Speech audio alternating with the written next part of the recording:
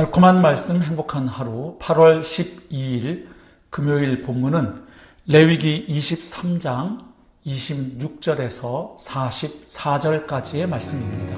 여호와께서 모세에게 말씀하여 이르시되 일곱째 달 열흘날은 속죄일이니 너희는 성회를 열고 스스로 괴롭게 하며 여호와께 화제를 드리고 이날에는 어떤 일도 하지 말 것은 너희를 위하여 너희 하나님 여호와 앞에 속죄할 속죄일이 됨이니라. 이날에 스스로 괴롭게 하지 아니하는 자는 그 백성 중에서 끊어질 것이라.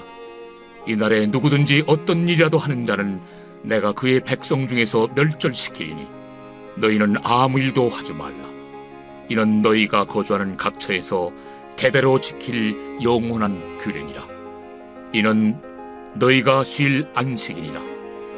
너희는 스스로 괴롭게 하고 이달 아흔날 저녁 곧 그 저녁부터 이튿날 저녁까지 안식을 지킬지니라.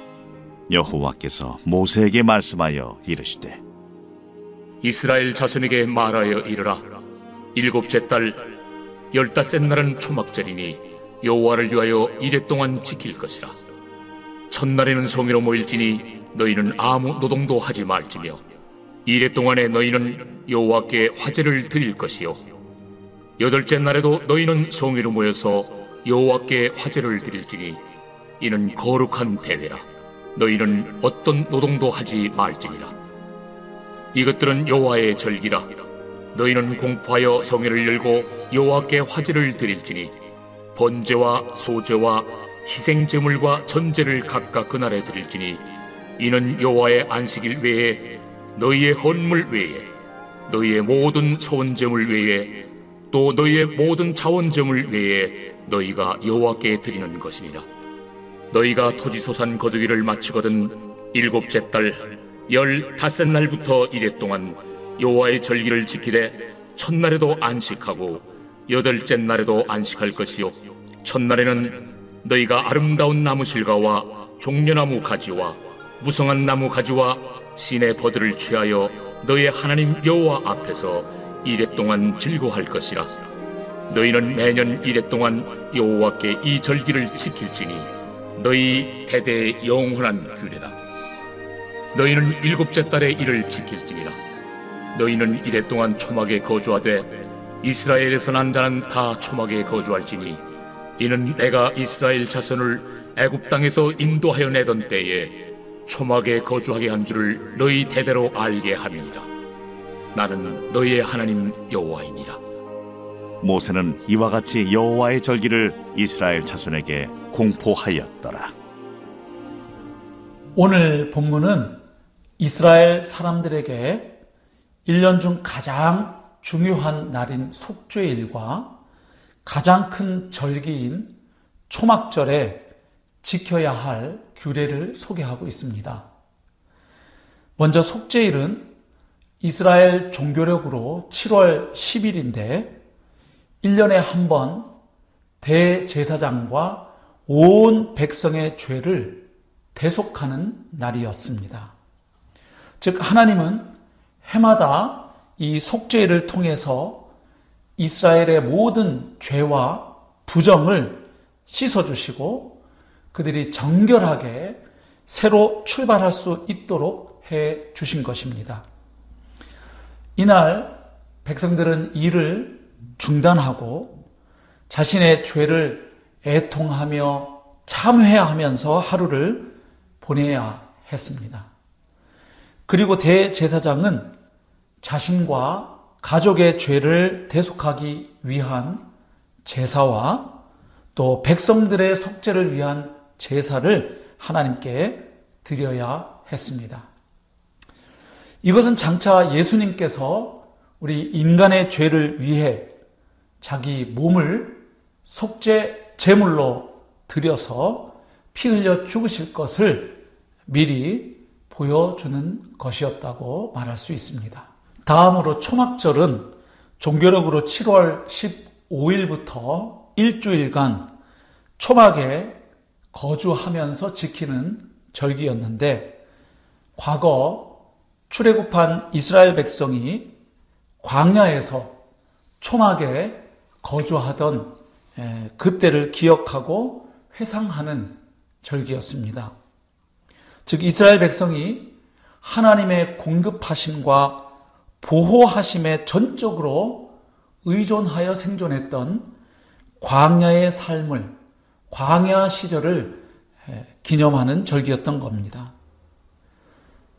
초막절 첫날과 마지막 날은 안식일 규례를 따라서 거룩한 모임으로 모였고 또 7일 동안 화제를 하나님께 드려야 했습니다. 그런데 초막절을 지키는 7월이 태양력으로는 9월, 10월경에 해당합니다. 다시 말해서 이때는 1년 중 가장 풍성한 때인 가을 추수가 끝나는 기간입니다. 그러니까 초막절은 요즘 우리식으로 하면 추수감사절기인 셈입니다. 결국 1년 중에 가장 풍성한 시기에 역설적으로 가장 열악했던 시기인 광야 시절을 떠올리게 한 것입니다.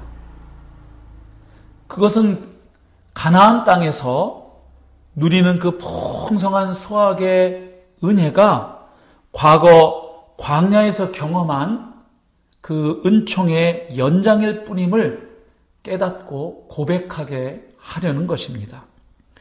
말하자면 가난한 시절의 그 은총이 풍족하고 부유한 삶의 뒤안길로 사라져 버리지 않도록 하는 의미가 담겨 있는 것입니다. 자, 그러면 속죄일과 초막절 규례에서 발견할 수 있는 공통점은 무엇이고 또 그것이 오늘 우리에게 주는 메시지는 무엇일까요?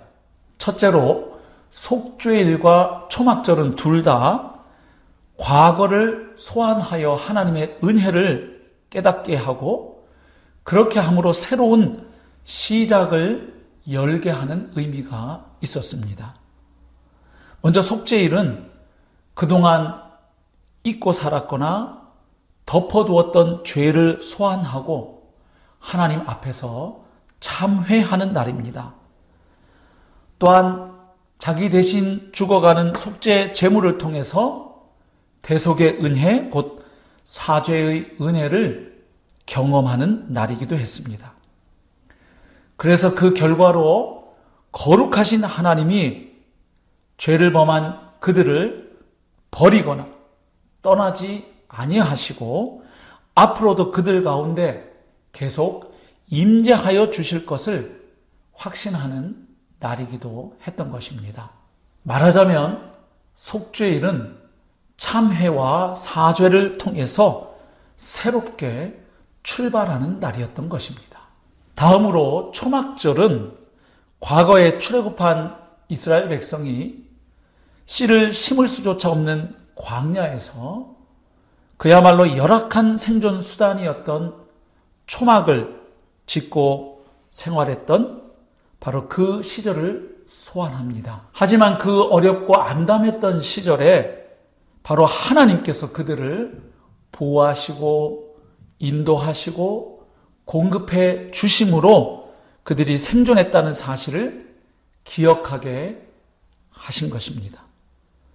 결국 가나안 땅에서도 그들이 삶을 지탱하고 또 풍성한 수확의 기쁨을 누릴 수 있는 것은 젖과 꿀이 흐르는 가나안 땅의 환경 때문이 아니라 광야에서도 부족함 없이 그들을 먹이시고 입히셨던 하나님의 인도와 보호 그리고 공급의 은혜가 여전하기 때문임을 그들로 하여금 잊지 않고 기억하도록 하신 것이었습니다. 결국 속죄일과 초막절은 이스라엘 백성으로 하여금 속죄의 은혜와 및 보호 및 공급의 은혜를 기억하고 감사함으로 새롭게 출발할 수 있게 했던 절기입니다. 말하자면 하나님의 은혜를 다시금 기억하고 감사할 때 새로운 출발이 가능함을 우리에게 가르쳐 줍니다. 둘째로 속죄일과 초막절에는 온 백성이 함께 모여서 하나님을 예배하는 성회가 있었습니다. 즉 생업과 일상을 멈추고 성회로 모여야 했던 것입니다. 이것은 예배가 우리 삶의 근간이 되어야 함을 잘 보여줍니다. 예배가 하나님의 백성의 삶의 중심과 출발점이 될 때, 그래서 하나님의 은혜를 잊지 않고 기억하고 또 감사하게 될 때에 그들이 가나안 땅의 문화에 동화되지 않고 그 땅의 우상을 섬기고픈 유혹을 이길 수 있기 때문입니다. 그런 면에서 예배는 거룩한 저항이고 변혁의 시작이라고 말할 수 있겠습니다. 사랑하는 성도 여러분, 이 무더운 여름철에 잠시 멈추어 서서 하나님의 은혜를 깊이 묵상하는 시간을 가지면 좋겠습니다. 특별히 예수 그리스도의 십자가와 부활의 복음을 통하여 나를 죄로부터 건져주신 구원의 은혜와 그리고 나의 삶 가운데 함께 해주시는 하나님의 여러 가지 귀한 은혜들을 한번 기억하고 세워보면 좋겠습니다. 기도에 응답해 주시는 은혜, 치유와 회복의 은혜, 어려움 중에도 지켜주시고 동행하여 주시는 은혜, 구하지 아니한 것도 풍성하게 허락하시는 은혜, 여러 가지 우리가 잊고 살았던 하나님의 은혜를 다시 한번 꼽아보고 기억하고 그 은혜를 허락하신 하나님께 감사하는 시간을 가져보는 것이 좋겠습니다. 그리고 예배가 내 삶의 근간이고 중심이며 출발점임을 기억해야 하겠습니다. 그래서 더욱 하나님이 찾으시는 예배자의 모습으로 하나님을 예배하는 것이 필요하겠습니다. 긴 코로나 기간으로 인해서 혹시 나의 예배 자세에 문제가 생기거나 흐트러짐이 있지는 않은지 한번 돌아보아야 하겠습니다. 또한 예배에 참여하기는 하지만 그저 의례적이고 또 형식적인 마음으로 참석하고 있지는 않은지, 하나님께 초점을 맞춘 예배가 아니라 인간에게 초점을 맞춘 예배를 드리고 있지는 않은지 돌아보아야 하겠습니다.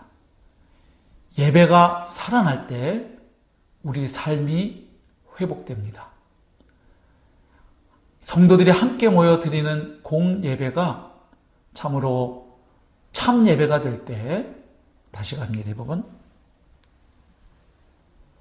성도들이 함께 모여서 우리의 창조주 되시고 구원주 되시는 하나님을 영과 진리 안에서 예배할 때에 우리 삶의 모습도 예배의 모습으로 회복될 수 있기 때문입니다. 오늘 하루도 하나님의 은혜를 깊이 묵상하고 그 하나님께 예배함으로 우리 삶이 다시금 새롭게 출발할 수 있는 계기가 될 수 있기를 소망하며 축복합니다.